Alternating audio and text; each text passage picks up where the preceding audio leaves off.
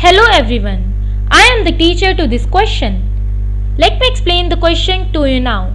The question says, write causes of the following hormonal disorder that is myxoedema. So इस question में हमें एक hormonal disorder दिया गया है दैट इज myxoedema और हमें बताना है कि इसका कॉज क्या है. सो myxoedema क्या है, इसके कॉजेज अब हम देख लेते हैं. सबसे पहला कॉज क्या है that it is an auto immune condition. ये कैसी कंडीशन है, ये एक ऑटो इम्यून कंडीशन है जिसमें ये जो हार्मोनल डिसऑर्डर है ये हो जाता है दैट इज myxoedema. myxoedema एक ऑटो इम्यून कंडीशन की वजह से भी हो जाता है. उसका दूसरा कॉज आता है सर्जिकल रिमूवल ऑफ थायराइड.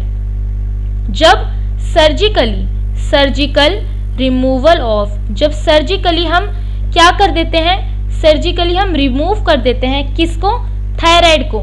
जब हम अपनी बॉडी से सर्जिकली रिमूव कर देते हैं कभी कभार थायराइड, तो उस सर्जरी की वजह से भी हमें ये हार्मोनल डिसऑर्डर हो सकता है जिसको कहते हैं myxoedema. The third cause is iodine deficiency. अगर हमारी बॉडी में आयोडीन की डेफिशिएंसी हो जाती है तो उसकी वजह से भी जो ये डिजीज है, ये जो डिसऑर्डर है ये हो सकता है. Then the next cause is pregnancy.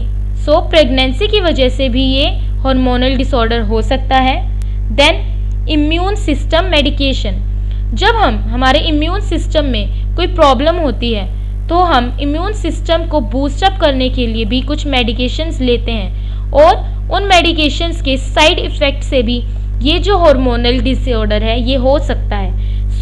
ये कुछ कॉजेज हैं जिनकी वजह से जो myxoedema जो हार्मोनल डिसऑर्डर है ये कॉज हो सकता है. That's all the explanation to this question. Thank you.